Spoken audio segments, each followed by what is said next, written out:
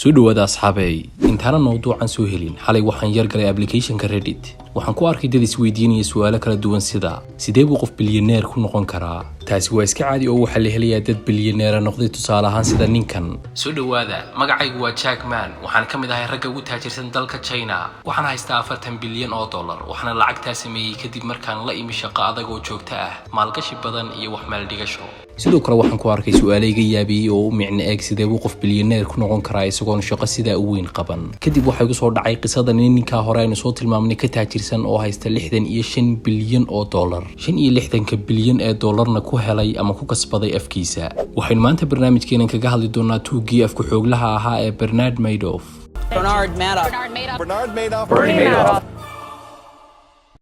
sanadka lagu jira waa 2008 bishii ugu dambeysay ee December halkan aynu joognaana waa xeebta Palm oo ay soo dalxiisaan dadka ugu taajirsan Mareykanku gaar ahaan waxay sartu ka quluntay gudaha maqaayad cashada yar ee kaliya la siinayo mushaharka uu 2 bilood qaadan lahaa shaqaale Soomaaliyeed maqaayada gudaheeda waxa ku casheynayay dad taajiriina intii casheynayeen waxa u soo dhacay kool muhiima hello waxaad gabi ahaan khasaarteen hantidiini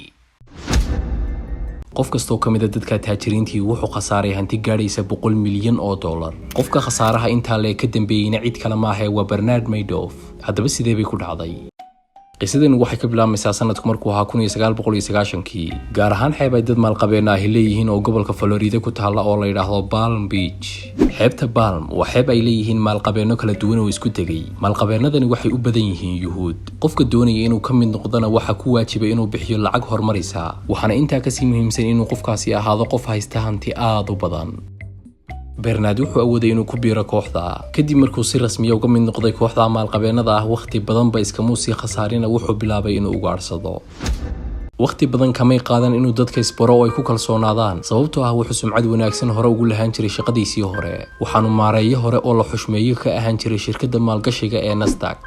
sidoo kale wuxuu ahaan jiray nin afmiishaar ah oo dadka wuxuu doonaya ka dhaadhicin kara wuxuuna ku qanciyay dadkii maalqabeenada ahaa inuu aasaasay sanduuq maalgashi suga waa maxay marka hore sanduuqa maalgashigu investment fund ama sanduuqa maalgashigu waa sanduuq ay wada maalgashanayaan dad badani kadibna bangi ugu shaqaynayo faa'iidada ka soo baxdana loo qaybinayo dadka shuraakada ah iyadoo lacagtooda hore u taalo tusaale ahaan qofka kaliya wuxuu dhiganayaa $1 sanduuqa maalgashiga ee bangiga kadibna wuxuu helayaa faa'iido sanadle ah tusaale ahaan sanadkii wuxuu qaadanayaa $100 laakiin waxa shardiya in lacagta la maalgashanaya aanay ka badnaan $1,000 sida guud ee sharciga ah ee sanduuqa maalgashigu u shaqeeyaa waa sidaa haddaba sanduuqa maalgashiga ah ee uu Bernard aasaasay wuxuu ahaa mid madax bannaan manaanay jirin qadar lacag oo xadidaya inta sanduuqa lagu maalgashan karo xariifkani wuxuu ku qanciyay dadkii una ballan qaaday inay muddo yar oo kooban ku heli doonaan raasamaal weyn Madoff wuxuu ka qayb qaatay tabarucaadyo kala duwan waxaanu in badan ka soo muuqday barnaamijyo kala duwan oo TV-yada ka baxay waxaana arrintaas magaciisa iyo muuqiisa ka sii dhigtay caan wuxuuna sanadkii koobaad oo kaliya dadka ka soo ururiyay $900 milyan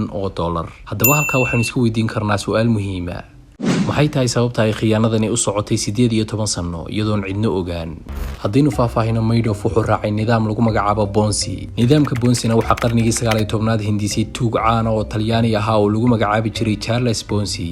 kaba soo qaadanay 4 qof isaami ku leeyihiin sanduuqa maalgashiga Madoff mid kastaana uu dhigtay $1,000 sanad markii lacagtaasi taalay Madoff wuxuu shaaciyay war been oo leh lacagtii idin taalay waxa qof kasta ugu darsamay $100 sida xaqiiqada ahna lacagtoodii kunka ahayd ee u taalay ayuu ka soo qaaday $100 waxaanu maalgashadayaashii ka saaray farta isagoo ku leh faa'iido maalgashadayaashu waxay ku sii kalsoonaadeen Madoff $100 kamay qaadanay waxay ku sii dareen sanduuqii maalgashiga si ay lacagtooda ugu sii badato hadday noqoto qofka doonaya inuu qaato lacagtiisii iyo faa'iidada ay u samaysay kaliya wuxuu siinayay kunkiisii iyo $100 ka soo jaray qof kale oo maalgashada ah dabcan tan waa tusaale oo kaliya laakiin lacagta ay dadku maalgashanayeen malaayiin ayay gaadhaysay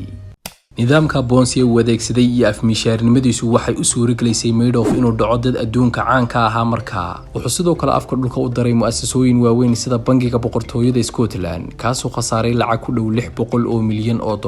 laakiin nidaamka Ponzi wuxuu burburay goor dadku siday u dhamaayeen u baahdeen inay lacagtoodii la wada baxaan markaa qorshuhu fashilmay waxay ahayd 2008 waxaana xilliga adduunka oo dhan ka dhacay hoos u dhac dhaqaale oo aad u weyn taasoo ku khasabtay maalgashadayaashii sanduuqa maalgashiga Madoff inay mar kaliya wada dalbadaan lacagtoodii laakiin lacag ma jirtay runtii ayaa dibadda u soo baxday mudanayaal iyo marweyn ila meeraysadii way dhamaatay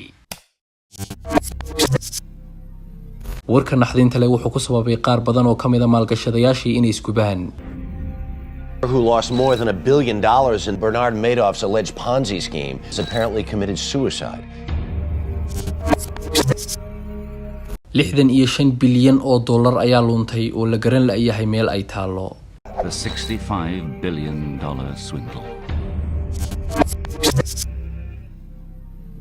Andrew, his son, tell people that they had no idea what was going on. Don't believe it. It's a scam, just like Bernie Madoff was a scam. mid ka mid ah carruurtii Madoff ayaa istilay kadib markuu u adkeysan waayay cadaadiska kaga imanaya bulshadii lacagtoodu ka maqnayd.